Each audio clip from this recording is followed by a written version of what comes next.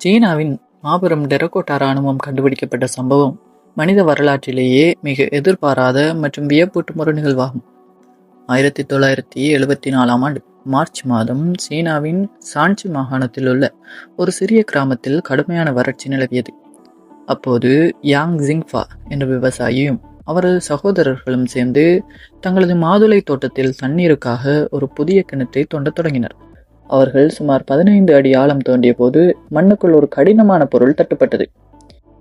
ஏதோ பழைய பானை என்று நினைத்து அவர்கள் அதை வெளியே எடுத்தபோது அது ஒரு மனித வடிவ களிமண் சிலையின் தலைப்பகுதியாக இருந்தது. அதனுடன் சில பழங்கால வெண்கல அம்புகளும் கிடைத்தன.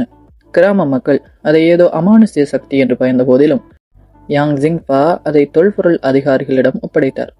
அங்குதான் பூமிக்கு அடியில் 2200 ஆண்டுகளுக்கு மேலாக மறைந்திருந்த ஒரு மாபெரும் வரலாற்று புதையல் வெளிவரத் தொடங்கியது. அதிகாரிகள் அந்த இடத்தை முழுமையாக அகழ்வாராய்ச்சி செய்த போது அது வெறும் சிலைகள் மட்டுமல்ல, பூமிக்கடியில் கட்டப்பட்ட ஒரு பிரம்மாண்டமான இராணுவ கோட்டை என்பது தெரிய வந்தது. கிமு 210 மறைந்த சீனாவின் முதல் பேரரசரான ஜின்சி ஹுவாங் என்பவரின் கல்லறைக்காக இந்த சிலைகள் உருவாக்கப்பட்டிருந்தன. அந்த பழங்கால அரசர்களுக்கு தாங்கள் இறந்த பிறகும் மறு உலகில் தங்களது அதிகாரம் தொடர வேண்டும் என்ற அமானுஷ்ய நம்பிக்கை இருந்தது. தான் உயிருடன் இருந்தபோது சீனா முழுவதையும் போரிட்டு வென்று எப்படி பேரரசனாக ஆண்டாரோ அதே போல தான் இறந்த பிறகும் மறு உலகில் ஒரு மாபெரும் சாம்ராஜ்யத்தை ஆள வேண்டும் என்று சின்சி ஹுவாங் தீவிரமாக விரும்பினார். மேலும் தான் பூமியில் கொன்று குவித்த எதிரிகளின் ஆன்மாக்கள் மறு உலகில் பழிவாங்க வரக்கூடும் என்ற பயமும் அவரிடம் இருந்தது. எனவே தன்னை மறு உலகிலும் போர்க்களத்தில் பாதுகாக்க ஒரு பிரம்மாண்டமான பாதுகாப்பு அரண் தேவை என்று அவர் உறுதியாக நம்பினார். சின்சி ஹுவாங்குக்கு முந்தைய காலத்து சீன வரலாற்றில் அரசர்கள் இறக்கும்போது அவர்களது நிஜ அதிகாரிகளையும் படை வீரர்களையும் அடிமைகளையும் அரசரின் கல்லறைக்குள்ளே உயிரோடு புதைக்கும் மனித பலி கொடுக்கும் கொடூர வழக்கம் பரவலாக இருந்தது.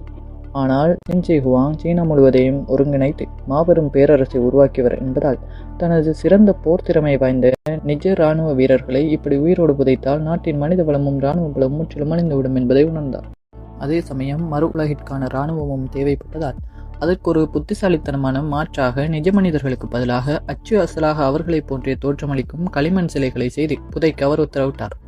இந்த அகழ்வாராய்ச்சியில் இதுவரை சுமார் 8000 போர் வீரர்கள், 130 தேர்கள் மற்றும் நூற்றுக்கணக்கான குதிரைகளின் சிலைகள் கண்டெடுக்கப்பட்டுள்ளன. இந்த மாபெரும் களிமண் படைப்பிரிவு வெறும் அலங்காரத்திற்காக மட்டும் செய்யப்படவில்லை. அவை நிஜ போர்க்களத்தில் வியூகங்களுக்கு ஏற்ப போரிடும் தகுதியோடு மிக துல்லியமாக வடிவமைக்கப்பட்டிருந்தன. அகழ்வாராய்ச்சியில் கண்டெடுக்கப்பட்ட படை வீரர்களின் சிலைகளுக்கு அருகே அவர்கள் பயன்படுத்துவதற்காக 40,000க்கும் மேற்பட்ட நிஜ வெண்கல வாள்கள், ஈட்டிகள், வில் மற்றும் அம்புகள் கண்டெடுக்கப்பட்டன. இந்த ஆயுதங்கள் அனைத்தும் 2200 ஆண்டுகள் கடந்த பிறகும் மண்ணுக்குள் துருப்பிடிக்காமல் இன்றும் காகிதத்தை கிழிக்கும் அளவுக்கு கூர்மையாக இருப்பது நவீன உலோகவியல் அறிவியலாளர்களையே ஆச்சரியத்தில் ஆழ்த்தியுள்ளது. மேலும் இந்த சிலைகள் அனைத்தும் தொடக்கத்தில் வெறும் களிமண் நிறத்தில் இருக்கவில்லை. அவை புதைக்கப்பட்ட போது சிவப்பு, பச்சை, நீலம் மற்றும் ஊதா போன்ற பிரகாசமான வண்ணக்கலவைகளால் தீட்டப்பட்டு நிஜ மனிதர்களைப் போலவே கம்பீரமாக காட்சியளித்தன. இந்த விசித்திரமான புதையலில் ஆகச்சிறந்த அதிசயம் என்னவென்றால் அங்குள்ள 8000 சிலைகளில் ஒன்றின் முகம் கூட மற்றொன்றை போல இருக்காது. ஒவ்வொரு சிலையின் முக அமைப்பு, கண் வடிவம், மீசை, தலைமுடி, அலங்காரம் மற்றும் உடல் அமைப்பு என அனைத்தும் வெவ்வேறு மனிதர்களை நேரடியாக பார்த்து தனித்தனியாக செதுக்கப்பட்டது போல வடிவமைக்கப்பட்டுள்ளன. பேரரசர் தனது நிஜ இராணுவத்தில் இருந்த சிறந்த வீரர்களை சிற்பிகளின் முன்னால் அமர வைத்து அவர்களின் உருவத்தை அப்படியே களிமண்ணில் வடிக்கச் செய்தார். இதனால் தான் பார்ப்பதற்கு நிஜ மனிதர்களை ஏதோ ஒரு மந்திரத்தால் அல்லது சாபத்தால் மண்ணாக மாறிவிட்டது போன்ற ஒரு மாயத் தோற்றத்தை இது ஏற்படுத்துகிறது. இருப்பினும் தொல்பொருள் ஆராய்ச்சியாளர்கள் இந்த உடைந்த சிலைகளை சோதித்த போது உள்ளே எந்த மனித எலும்புகளோ அல்லது உடல் பாகங்களோ இல்லை என்பதும் அவை முற்றிலும் வெற்றுடலாக வெறும் சுட்ட களிமண்ணால் செய்யப்பட்டவை என்பதும் அறிவியல் பூர்வமாக நிரூபிக்கப்பட்டது. எனவே இவை கல்லால் ஆன மனிதர்கள் அல்ல, மாறாக பண்டைய கால மனிதர்களின் உன்னத கலைத்திறனுக்கும் ஒரு பேரரசனின் மறு உலக நம்பிக்கைக்கும் சான்றாக விளங்கும் வெறும் களிமண் சிலைகள் மட்டுமே ஆகும். இந்த 8000 சிலைகளும் பேரரசரின் இறுதி ஓய்விடத்திற்கு செல்லும் வழியில் இருக்கும் ஒரு வெளிப்புற பாதுகாப்பு அரண் மட்டுமே ஆகும். அவரது முதன்மை நிலத்தடி கல்லறை இன்னும் சில 100 மீட்டர்கள் தள்ளி தனியாக அமைந்துள்ளது. அந்த முக்கிய கல்லறையை சீன அரசாங்கம் இன்னும் அதிகாரப்பூர்வமாக தோண்டாமல் இருப்பதற்கு பின்னால் பல அமானுஷ்யமான மற்றும் அறிவியல் காரணங்கள் உள்ளன.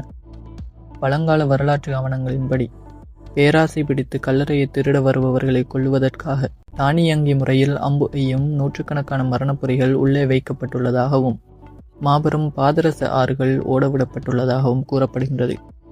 நவீன தொல்பொருள் சோதனைகளிலும் அந்த இடத்தில் நச்சுத்தன்மை வாய்ந்த பாதரசத்தின் அளவு வழக்கத்தை விட 100 மடங்கு அதிகமாக இருப்பது உறுதி செய்யப்பட்டுள்ளது. இந்த மாபெரும் கட்டமைப்பு ஒரு பேரரசனின் பிரம்மாண்டமான கற்பனைக்கும் வரலாற்றின் விசித்திரத்திற்கும் சான்றாக இன்றும் பூமிக்கு அடியில் மர்மமாக உறங்கிக் கொண்டிருக்கின்றது.